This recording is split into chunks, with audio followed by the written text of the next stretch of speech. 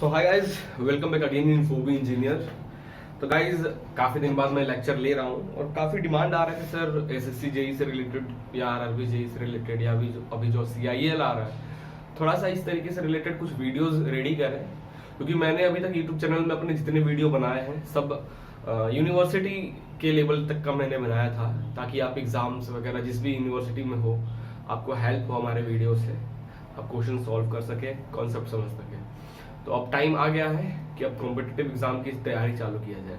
हम चैनल पे मैं कोशिश करूंगा, क्योंकि आई थिंक अभी से स्टार्ट हम कर रहे हैं, तो जो एसएससी जेई 30 मार्च को आई थिंक एग्जाम है, हम कवर नहीं कर पाएंगे तब तक पूरा का पूरा।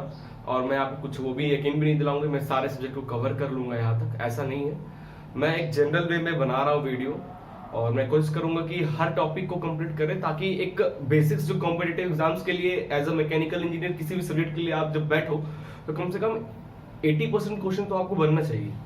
उसके अकॉर्डिंग मैं आपको यहाँ पे वीडियो बनाने जा रहा हूँ। और मैं एसएससी जेई आरआरबी जेई को एक साथ लेकर चलूंगा, दोनों में जिस तरीके के हमारे मैकेनिकल के क्वेश्चन आते हैं उसके अकॉर्डिंग हम चलेंगे। एक स्टार्टिंग में वीडियो स्टार्ट करने से पहले कुछ और भी हिंट हम यहाँ पे आपको दे दे रहे हैं। जैसे कि पहले मैं हर वीडियो में से पहले भी काफी वीडियोस में बनाया था, उसमें मैं बोला था कि गेट में जो मैकेनिकल के क्वेश्चंस आते हैं उसमें क्या होता है कि 80%, अगर आप ध्यान से देखोगे गेट की बात किया जाए तो 80% न्यूमेरिकल क्वेश्चंस बनते हैं और थ्योरेटिकल क्वेश्चन जो होते हैं वो 20% बनते हैं। ये गेट का ये है नियम और ये हमेशा रहता ही रहता है।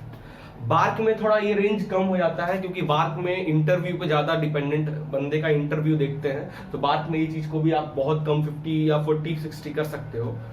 बट जनरली अगर हम बात एसएससी जेई की बात करें, कोई भी जूनियर एग्जाम की बात किया जाए, तो मैकेनिकल डिपार्टमेंट से 20% न्यूमेरिकल आता है और 80% थियोरेटिकल कॉन्सेप्ट आते हैं, और ये फैक्ट है।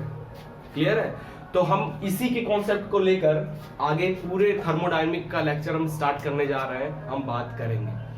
तो गाइज जनरली मैं कोशिश करूंगा कि आपके सामने जब मैं पूरी वीडियो रिकॉर्ड हो चुकी है थर्मोडायनेमिक की, तो मैं बहुत शॉर्ट में आपको थर्मोडायनेमिक पढ़ाऊंगा। एक्स्ट्रा चीजों को मैं नहीं बता रहा, क्योंकि जितनी जरूरत है एक्चुअली आप कोई भी एसएससी कोई भी जूनियर इंजीनियरिंग से रिलेटेड है, आरआरबी का जूनियर इंजीनियरिंग की कोई भी आप बुक ले लें शॉर्ट पेपर वाला, और उसको जब टॉपिक वाइज आप जब सॉल्व करोगे तो आपको दिखेगा कि आपको इतना डीप में जाने की जरूरत नहीं, जितना डीप में लोग पढ़ा देते हैं उतना डीप में नहीं जाना है। स्मार्ट लर्निंग करना है, रटना नहीं है। तो स्मार्ट लर्निंग के लिए स्मार्ट पॉइंट्स को पकड़ना पड़ता है। क्लियर है ना? तो पॉइंट्स को पकड़ो, क्या आएगा हम उसी से चीजें से रिलेटेड पढ़ेंगे, ताकि हम क्वेश्चन अटेंड कर पाए। भूलना नहीं है, हमें आगे बढ़ना है, याद रखना है। तो उसके अकॉर्डिंग हम पढ़ाई यहाँ पे करने वाले हैं। काफी सारे यूट्यूबर्स हैं आपसे इसी कोर्स के लिए काफी पैसे करते हैं, बट मैं यहाँ पे आपको फ्री में पढ़ा रहा हूँ, कोई भी चार्ज नहीं कर रहा। आप बस हमारे साथ जुड़े रहिए, सपोर्ट कीजिए हमें, ताकि हमें भी मोटिवेट हो। आप वीडियो देखते हो, लाइक करते हो, कमेंट करते हो, हम मोटिवेट होते हैं, तो हम और भी वीडियोस ऐसे आपके लिए बनाते रहेंगे। तो ये जो कोर्स मैं स्टार्ट कर रहा हूँ ये पूरा फ्री ऑफ कॉस्ट रहेगा। हाँ मानता हूँ, ये मैं जो आपके जो 30 तारीख को पेपर है मैं वहां तक कवर नहीं कर पाऊंगा सारे सब्जेक्ट्स को, बट एक मोशन में बना के रखूंगा, ताकि चलो फर्स्ट एसएससी नहीं, एसएससी का जो टायर 2 होता है उससे पहले मैं सारे टॉपिक्स को खत्म कर दूं कोर सब्जेक्ट के। क्लियर है? तो हम आज स्टार्ट करने वाले हैं थर्मोडायनेमिक्स से। थर्मोडायनेमिक्स हम स्टार्ट करेंगे और थर्मोडायनेमिक को अच्छे से पढ़ेंगे। गाइस अगर आप अपने बुक के देखोगे तो थर्मोडायनेमिक जब आप भी स्टार्ट करते हो, जब भी आप पढ़ाई जीरो लेवल से हम यहाँ पे आपको बताने वाले हैं, जीरो लेवल से आपको कैसे किसी भी एग्जाम प्रिपरेशन को स्टार्ट करना है। अगर आप थर्मोडायनेमिक सब्जेक्ट्स उठाते हो तो साथ में ना थर्मोडायनेमिक खत्म करने के बाद तुरंत आरएसी और एचएमटी पढ़ लिया करो। ये तीनों जो सब्जेक्ट है ना ये आपस में रिलेट करते हैं, ये तीनों सब्जेक्ट आपस में रिलेट करते हैं। और अगर आपके में आईसी इंजन नाम का अगर कोई सिलेबस जुड़ता है जो कि एसएससी जेई आरआरबी में दोनों में है, तो ये चारों को उठाया करो। ओके,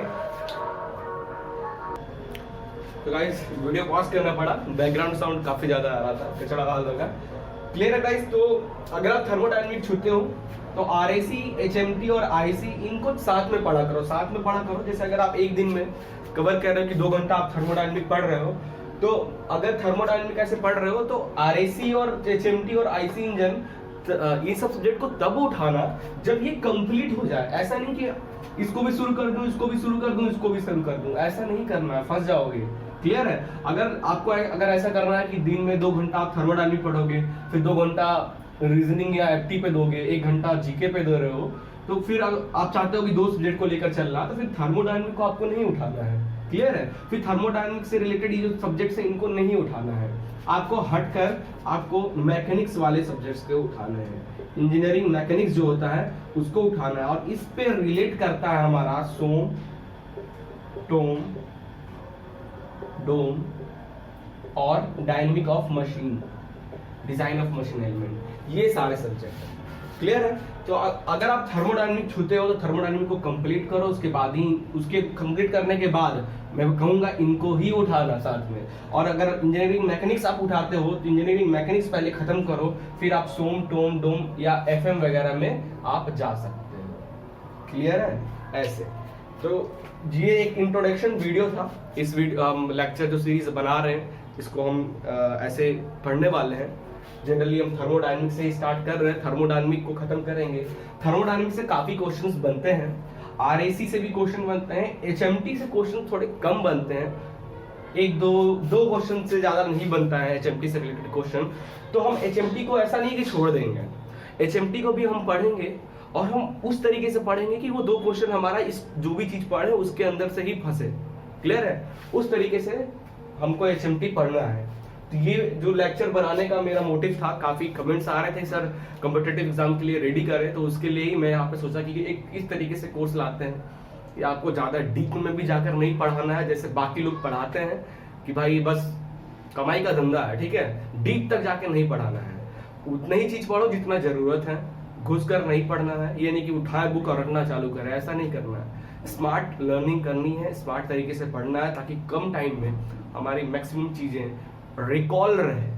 ठीक है? रिकॉल रहना बहुत जरूरी है। ज्यादा पढ़ लोगे तो क्या होता है, भूल जाते हैं।